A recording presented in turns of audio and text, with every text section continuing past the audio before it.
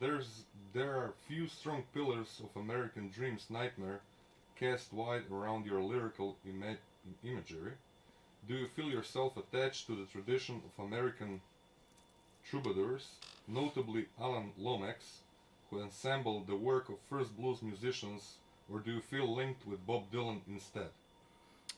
I don't feel a particular kinship with Bob Dylan. I admire his use of language, and I think he's a genuine artist, which is no small compliment, especially considering that I don't particularly like his music. I think he's, genuine and a unique talent.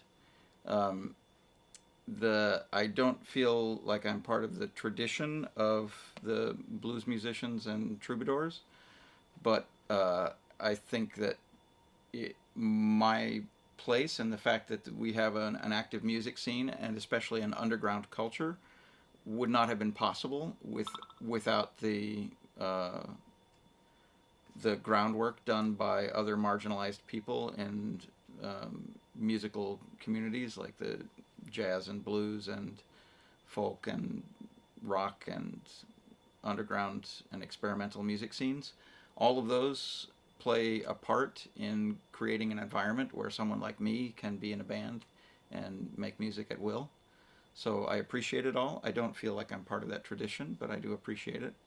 And I when I say that I don't feel like I'm part of it, I'm not denigrating it. I'm just saying that if there is a line of thought that starts with gospel music and field songs and continues through the blues and then the derivations of the blues and jazz and things like that, I don't feel like I'm part of that tradition. I feel like my inspirations were all rock and roll bands and experimental music, and the rock and roll bands were certainly informed by the blues tradition, but they were sort of parasitic on the blues tradition. They weren't part of the blues tradition. Most rock and roll music was made by people who learned about the blues academically and not people who lived the social circumstances that gave rise to the blues. So rock and roll musicians informed my interest in music, and working backward from there, I have discovered other music, um, principally electronic music and experimental music and 20th century classical music, all of which I have an affection for, but my band is definitely in the tradition of rock bands, like well-rounded rock bands who are informed by the rest of the musical community. Thank you. As of writing for Creation Culture Muse magazine, can you explain what our quote band Sex A had for you? Saxa. He's talking about. Saxa. All right. Sorry. Yeah. I recall that you like to play some of their songs live.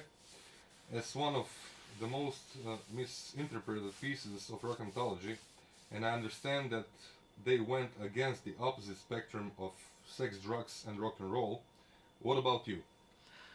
Well, in my personal life, I have reacted against the stereotype of the hedonistic, indulgent rock and roll musician. I don't drink, I don't take drugs. I don't pass judgment on people who do, and I appreciate that a lot of great things have been done, partly as a result of lust and drugs and indulgence. But in my personal habits, I tend to be much more in control of myself. Um, I have a great affection for the band Saxa. They existed during the Yugoslav period, the, and I encountered their music by somebody giving me a cassette copy of some of their music, a live session and a single, and then I found a single and then an album in a progressive music shop, and I corresponded with them a little bit. I'm a big fan of Saxa's music. I thought it was exhilarating at a time when people expected Eastern European music to be more intellectual. Their music was sort of crude but smart, and I appreciated how confrontational the sound of it was, and also how the confrontational sound was associated with a sense of absurdism rather than negativity. So, yeah, I'm a big fan of Saxa. I don't really know what they meant culturally here. I just listened to the music and I was kind of inspired by it. Thank you. Next question is, nevertheless, the hardcore punk scene, along with the new wave, made a profound influence on youth culture during the so-called Reaganomic Reaganomic era, right? When the world only started to realize how schizophrenic the world may become. Schizophrenic, probably yeah. is misspelled. Probably. Yeah. Do you miss the ethos of those times on a second thought? There is a very common critical perspective in America now. I don't know if it's true over here, but we have entered a new realm of depressing populist right-wing politics in America with the election of Donald Trump. And there is a very common critical perspective that this right-wing reactionary mentality will inspire music and art in the same way that under Reagan, music and art was very politically motivated and therefore powerful. I think that's a small compensation, and I don't think it justifies having to suffer Donald Trump and this kind of stupid populist right-wing neo-fascist mentality. I'm perfectly willing to have terrible music if that means that we don't have a fascist regime. And even if it were true that the rebirth of fascism would mean the rebirth of punk rock and the rebirth of experimental music, it would not be worth it. I would happily listen to the most mundane, generic pop music if that meant that we could get rid of this simplistic, reactionary, xenophobic, conservative mindset. Thank you. During your studies of journalism, you've also studied painting. In his book about Andy Warhol, right? A quote, a transfiguration of a commonplace, a famous American art historian and philosopher Arthur C. Danto noted that the audience which belongs to artist's own world must be assured that an artist himself is not the decayed imitator. What do you think of Mutation of Reality yourself? I think any creative impulse is going to have, in its expression, is going to have seeds of experience, which are the internalization of reality and a real experience. So if you are pursuing a creative impulse and making new art or new music of any kind, that is going to be infused with your perceptions of the world, which are formed by your real experiences.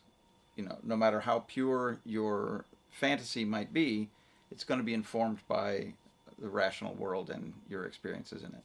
So I'm comfortable with that. I'm comfortable with the idea that I'm not fully responsible for the things that I might think I'm creating. I appreciate that my experiences and my upbringing and the surrounding culture and the other people that I know have all been an influence on that. That's fine with me. It doesn't lessen my feeling of authorship of something that I've done, but I also don't feel a particularly strong urge to claim credit for things that I do. I'm happy to have done them, and I feel like the act of expressing myself is the important aspect, and the expression finding an audience is a secondary or tertiary effect. So I don't consider myself an artist in search of an audience. I consider myself a person in search of art, in expression of the creative impulse, and it can be an experience that I have entirely by myself. It doesn't need to be a common experience. And within the band that I'm in, Shellac, we regularly reaffirm to ourselves that we don't give a fuck what anybody else thinks of our music. We're making the music, we're doing the project of the band, we're pursuing our ends for ourselves. It's a supremely selfish enterprise. The fact that we do it in public implies that we care that other people are there, and what we really want is we want other people to participate in a common experience with us. I like it when we are all in at the gig and we are all paying attention and we are all contributing something. I don't feel like it's necessarily my responsibility to be the whole show. I feel like the people in the audience along with us are part of the experience for each other and certainly for us. So I guess my notion of the creative impulse and the relationship that I have with the art and the audience is that the art is the product of us or me expressing an interest, and the product, the art, has to be satisfying to us. In the process of doing it, we'll be doing it in front of other people, and they are welcome to participate in the process and in the experience of the creative moment, but we're not doing it for them.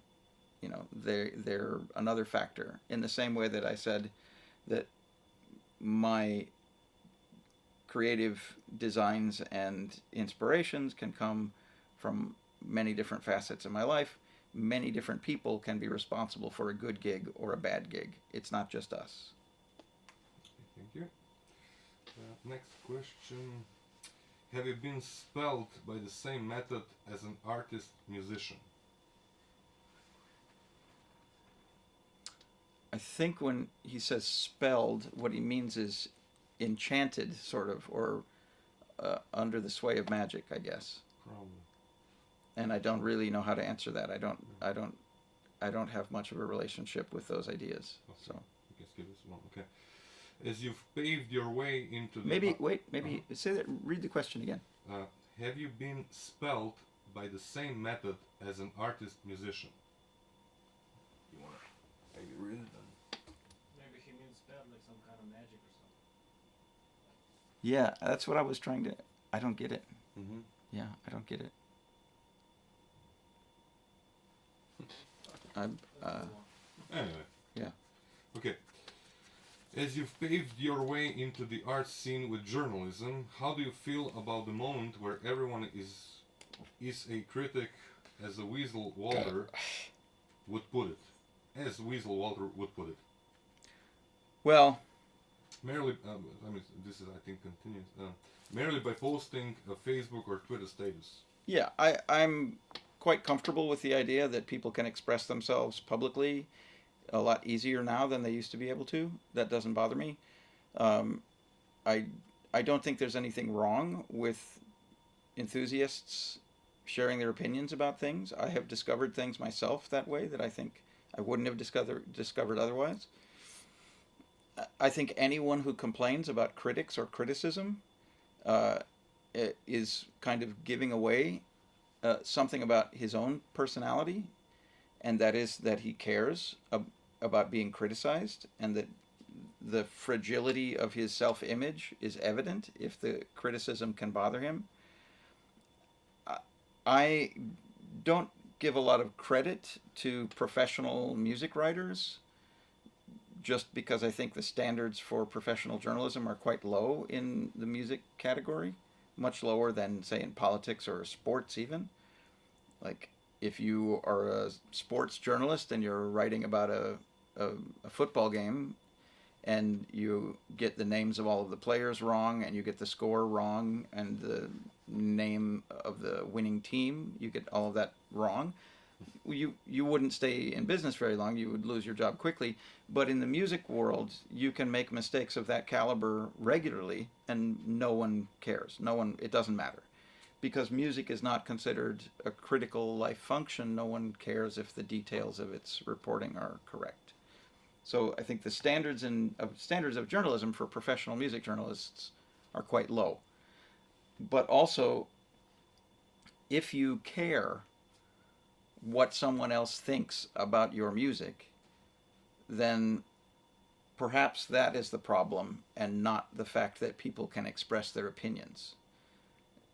If people can express their opinions, that must be satisfying to them. And for that reason, even if that's the only reason, I'm glad that that's possible. If those opinions happen to be negative toward me or towards music I like or my friends, so what? You know? Thank you. Next question. Your music opens up to an imagery that Tennessee Williams related as the lives of the Americans usually don't make it to the second act. Do you was prone to its repetition and found it to be something you may want to leave behind? There is a theme in the lyrical content of bands that I was in 25 or 30 years ago that was quite, I guess, critical of an unthinking acceptance of normality as distinct from aberration. And I'm trying now to re-inhabit my thought process of 30 years ago. What the distinction I wanted to make 30 years ago was that all of us are capable of the depths of depravity or the sublime heights of beauty and transcendence. And so it didn't make sense to me to make a categorical distinction between good people and bad people. And it didn't make sense for me that people who had not yet found themselves being awful should have such a low opinion of people who have found themselves being awful. And I wanted to bridge that gulf intellectually and on a level of consciousness, to embrace the idea that we are all capable of being the worst aspects of humanity, and we're all capable of being great, right? And I think it's a bit naive to assume that people who have been great or who have been grand and good so far are not capable of awful or terrible things. And you see it repeated through history that people who are mundane or normal or regular people, under certain circumstances, can be driven to perform horrific acts. Right? In this part of the world, you have a recent history where otherwise normal people turned on each other with bloodlust. And in the United States, we're now seeing civil servants and functionaries of government who are minding their own business and, you know, go home to have dinner with their families, are during the day are executing behavior that is terrifying other people and making their lives hell. So I don't think you can make a categorical distinction between good people and bad people. And that was more evident in my thinking when I was writing in the bands that I was in 30 years ago than now. I feel like I have processed a lot of those thoughts for myself, and I've made peace with some of the tension between me and other people, because other people don't share that perspective. And so I have moved away from that kind of overt expression, although it's still part of my thought process, and it still comes up from time to time. Thank you. Sorry.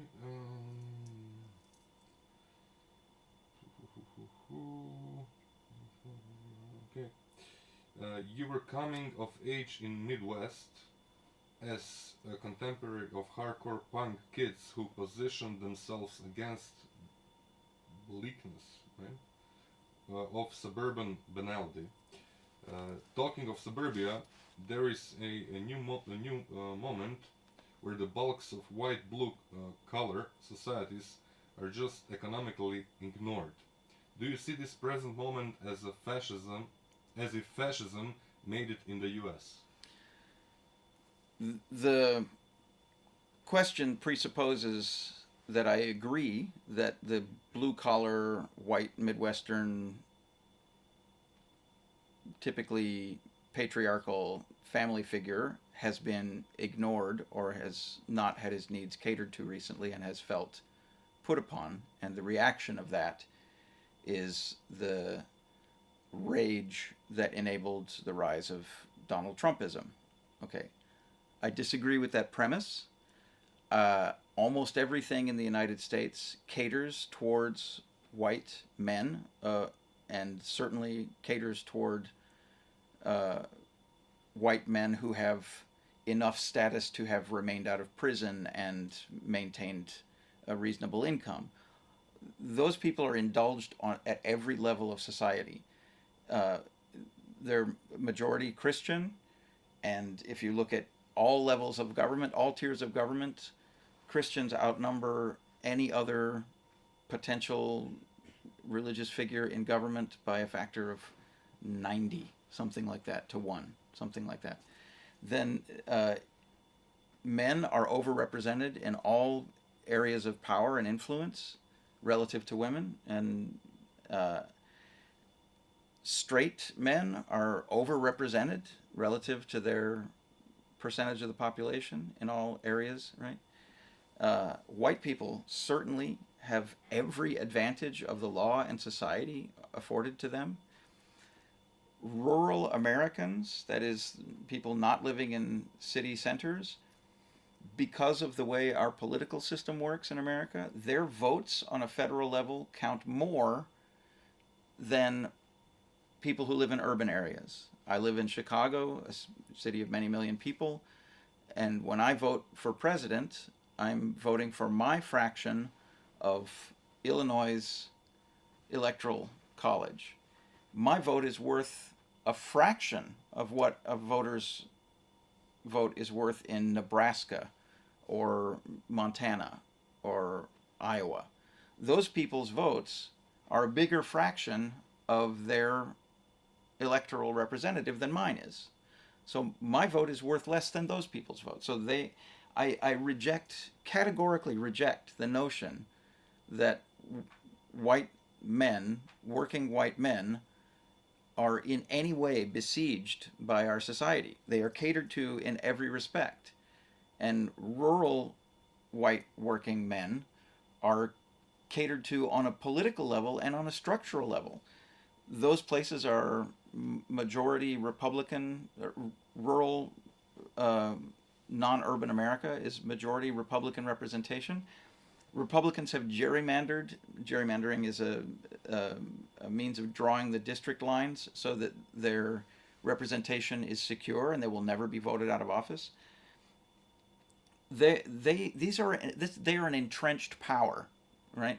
The Midwestern working class straight white male who claims to feel besieged and beleagued, is that the word? I don't know. But claims to feel underrepresented in society and in government is overrepresented in every category that I can think of.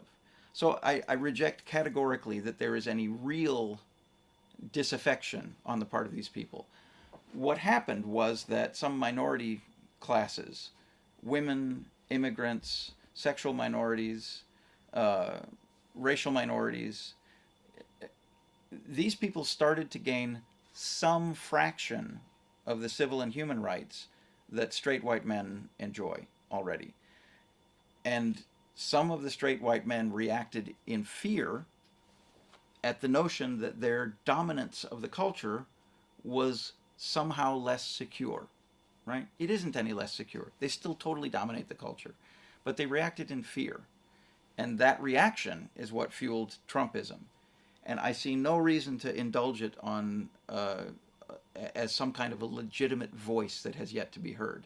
It is it's precisely because these people are overrepresented that they were able to win.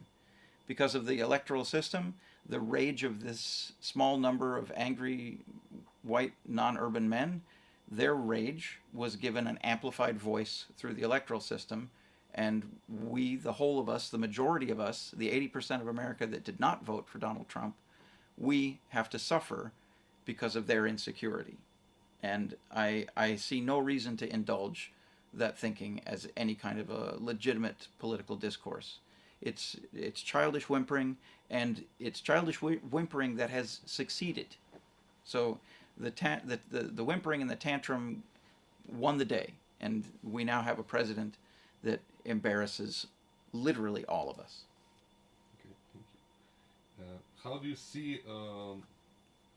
do you see music production, audio engineering business in general in the future? The music production and engineering business has decentralized to an enormous degree.